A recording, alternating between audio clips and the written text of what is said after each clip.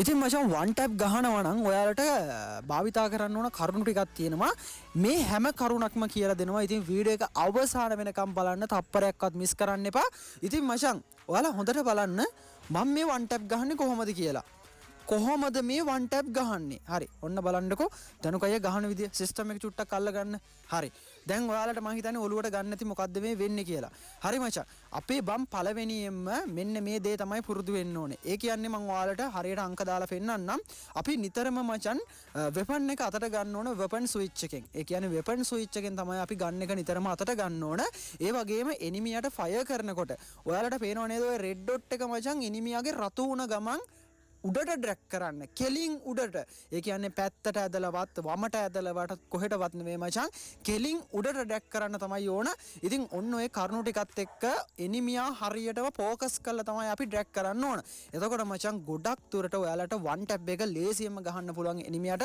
ඉතින් මම මේ මාක් කරලා තියෙන විදියට ඔයාලා try කරලා බලන්න. පළවෙනි ට්‍රික් එක විදියට ඔයාලට සාර්ථක වෙන්න පුළුවන්. හරි. දෙවෙනි කාරණාව මොකද්ද? දෙවෙනි කාරණාව තමයි මචං දැන් ඔයාලා හිතන්නකෝ ඔයාලා වන් ටැප් ගහන්න පුරුදු වෙන්නම අලුතෙන්ම පුරුදු වෙන කෙනෙක් නම් මුලින්ම මචං මෙන්න මේ ගන් ටික යූස් කරන්න.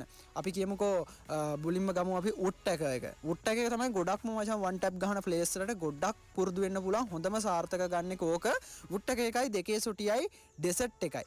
මෙන්න මේකෙන් ඔයාලා මුලින්ම අලුතෙන්ම පුරුදු වෙන කෙනෙක් නම් මෙන්න මේ උට් එක එකෙන් වන් ටැප් ගහන්න පුරුදු වෙන්න. එහෙම වුණොත් ඔයාලට පුළුවන් ඉක්මනට ඔයාලගේ ප්ලේයින් ටික හදාගෙන සුපිරි වන් ටැප් ප්ලේයර් කෙනෙක් වෙන්න. ඉතින් මචං ඔයාලට පේනවා ඇති මම ප්ලේ කරන විදිය ඔයාලට බලා ගන්න පුළුවන් අර කිව්ව දේත් එක්ක තමයි. ඒ කියන්නේ වෙපන් ස්විච් එක භාවිතා කරන ගමන් රෙඩ් ඩොට් එක හරියටම එනිමියාට රතු වුණ ගමන් හරි කෙලින් උඩට ඩ්‍රැග් කරන්න. ඩ්‍රැග් කරපු ගමන් වන් ටැප් එක නිකම්ම යනවා. ඉතින් මේ උට් එකකින් ඔයාලට ගොඩක් ලේසියෙන් පුරුදු වෙන්න පුළුවන්. හරි. තුන්වෙනි කාරණාව එහෙනම් මොකක්ද කියලා අපි ගිහිල්ලා බලමු. තුන්වෙනි කාරණාව තමයි මචං ඔයාලට ගොඩක් වැදගත් වෙනවා ඔයාලගේ කස්ටම් හබ් එක මචං.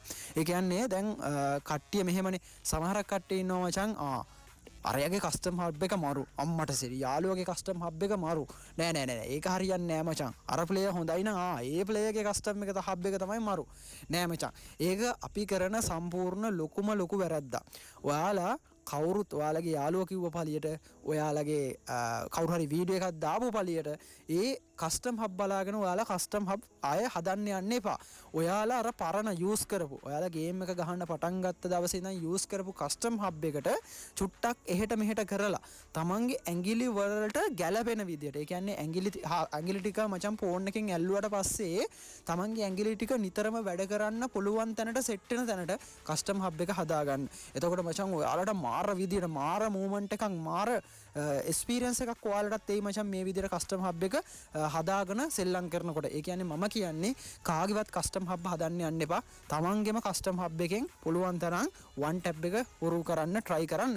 ඒ වගේම මචං ෆයර් බටන් එකට මම ඔයාලට මෙහෙම කතාවක් කියන්න. ෆයර් බටන් එක සාමාන්‍ය 57ත් 67ත් අතර සුපිරි ගාන තමයි මචං මම නම් අනුමත කරන්නේ. 75 80 දාලා ගහන කට්ටියත් ඉන්නවා. හරි. හතරවෙනි කාරණාව තමයි මචං කස්ටම් හබ් එකෙන් මම ඔයාලට පෙන්නන්න ඩ්‍රැග් කරන විදිය. ඔයාලට පේනවා ඇති මෙන්න මේ ෆයර් බටන් එක. හරි. මෙන්න මේ ෆයර් බටන් එක දැන් අපි හිතන්නකෝ එනිමියෙකුට අපි ෆයර් කරනවා. ෆයර් කරනකොට අර රෙඩ් ඩොට් එක රතු පාට වුණ ගම අපි මේ ඊතලයේ දාලා තියෙන ප්‍රමාණයට පුළුවන් තරම් ඇදලා ඩ්‍රැග් කරන්න. ඒ කියන්නේ මචං බාගෙට ඩ්‍රැග් කළා හරියන්නේ නැහැ. මම මේ ඊතලයේ ඒ කියන්නේ මේ ඊතලයේ දාලා තියෙන තැනද පේනවනේ ඔයාලට. ඒ අවසානය වෙනකම්ම ඩ්‍රැග් එක උඩට අදින්න. ඒ කියන්නේ මගට අදින්නත් එපා, ඊට වඩා උඩට අදින්නත් එපා, ඊට වඩා පහළට අදින්නත් එපා. ඒක නිසා මේ ඊතලයේ දාලා තියෙන ප්‍රමාණයට පුළුවන් තරම් ඩ්‍රැග් කරන්න try කරන්න. එතකොට මචං ඔයාලට අනිවාර්යෙන්ම සුපිරියටම වන් ටැප් එක ගහන්න පුළුවන්. මෙන්න මේ ගානට ඩ්‍රැග් එක දුන්නොත් ඔයාලගේ ෆයර් බටන් එකේ. ඉතින් මේ ගානට ඩ්‍රැග් කරනවා නම් ඔයාලගේ ෆයර් බටන් සයිස් එක 75 65 67 65 62 ඔය වගේ සයිස් එක හොඳටම හොඳයි ෆයර් බටන් එක මචං. මේ ගානින් ඩ්‍රැග් කරලා හෙඩ්ෂොට් ගහන්න වන් ටැප් ගහන්න පුරුදු වෙන කෙනෙක් නම්. ඉතින් මේ කිව්ව කරුණු ටික අනිවාර්යෙන්ම ඔලුවට ගන්න මචං. ඔයාලට ඔයාලගේ ප්ලේයින් සුපිරියටම හදාගන්න පුළුවන්. මම මේ කියන කරුණු ටික හරියටම කරොත් හරියටම ට්‍රේනින් වුණොත් ඔයාලට අනිවාර්යෙන්ම සුපිරියටම ඔයාලගේ මොබයිල් ෆෝන් එකෙන් වන් ටැප් ගහන්න පුළුවන්. හරි. ඉතින් මචං තව දෙයක් මතක් කරන්න ඕනේ මේ ඩ්‍රැග් කරනකොට මීට වඩා උඩට ඩ්‍රැග් කරන්න යන්නත් එපා. ඒකත් මතක තියාගන්න. හරි. එහෙනම් අපි බලමු පස්වෙනි කාරණාව මොකක්ද කියලා. පස්වෙනි කාරණාව තමයි මචං හොඳ පුහුණුවක්. හොඳ පුහුණුවක් කියන්නේ මචං ඕනම දෙයක එහෙමනේ. දැන් අපි ඉගෙන ගන්න ගියත් මචං ඉගෙන ගන්න දේ වුණත් අපි හොඳට පාඩම් කරලා මහන්සිලා පාඩම් කරොත් නේ මචං විභාගේ වුණත් පාස් වෙන්න පුළුවන්. ඒ වගේම තමයි. ගේම් එක පැත්තෙන් ගත්තත් මේ ගේම් එකේ මචං අපි හොඳ පුහුණුවක් තිබ්බොත් හොඳ ටැලන්ට් එකක් අපිට පෙන්වන්න පුළුවන්. ඉතින් මචං මේ පේනවා ඇති අපිට වාඩි වෙලා වන් ටැප් එක ගහන්නත් පුළුවන් අර කියන විදියට ට්‍රේනින් වුණොත්. ඉතින් ඔයාලා දවසකට එකපාරක් හරි ට්‍රේනින් ග්‍රවුන්ඩ් එකට යන්න. ට්‍රේනින් ග්‍රවුන්ඩ් එකට ගිහිල්ලා මෙන්න මෙතන හරි කමන්නේ. මෙතන හරි කමන්නේ නිතරම ට්‍රේනින් වෙන්න. හරි. 6 වෙනි කාරණාව මොකක්ද එහෙනම් අපි බලාගෙන යමු. ඉතින් 6 වෙනි කාරණාව ඉතින් මචං ඔයාලට දැන් මෙහෙමනේ මචං. දැන් ගොඩක් කට්ටිය මචං ඔයාලා හරි මෙහෙම කියමුකෝ. දැන් වන් ටැප් ගහන්න එක දවසින් මල්ලි බෑ. ඒ කියන්නේ දැන් ඇත්තම කතාව දැන් මගේ දනුක අයියාගේ වීඩියෝ එක බැලුවා. හරි මට දැන් වන් ටැප් ගහන්න පුළුවන් කියලා ඔයාලට කවදාකවත් මචං එහෙම වන් ටැප් ගහන්න බෑ.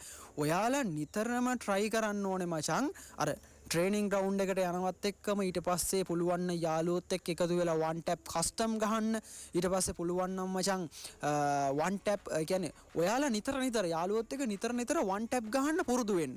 ඒ කියන්නේ මචං මම මේ කිව්ව ගන් ටික ඩෙසර්ට් එක 2 ෂොටිය 6 ෂොටිය UMP ඊට පස්සේ උට් එක මෙන්න මේ ගන් ටික විතරක් දාලා කස්ටම් එකක් ක්‍රියේට් කරලා ඔයාලගේ යාළුවෝ සෙට් එකත් එක්ක ආතල් එක දවසකට එක දවසකට එක පාරක් හරි කස්ටම් එකක් අනිවාර්යෙන්ම ගහන්න. එතකොට ඔයාලගේ වන් ටැප් ප්ලේයින් නිකම්ම හැදෙනවා. අනිත් එක තමයි මචං දැන් මම ඔයාලට ඉස්සෙල්ලත් මම මේකේ කියලා දුන්නා. ඔයාලට පේනවා ඇතිනේ අපි ඩ්‍රැග් කරලා මෙන්න මෙහෙම ඒ කියන්නේ ඩ්‍රැග් කරලා අර අතාරිනකොට පුළුවන් තරම් ගන් ස්විච් එකම භාවිතා කරන්න. එතකොට මචං ඔයාලට මාරම ගන් ස්පීඩ් එකක් හදාගන්න පුළුවන් ඔයාලගේ ඇඟිලි ස්පීඩ් එකත් එක්කම. ඉතින් මම හිතනවා ඔයාලා වැදගත් දෙයක් ඉගෙන ගන්න නැති වැදගත් දෙයක් දැනගන්න නැති. ඉතින් ආදරෙන් මතක් කරනවා ටොප් අප් කරගන්න ඕන මල්ලිලා සෙට් එක දනුක අයියාගේ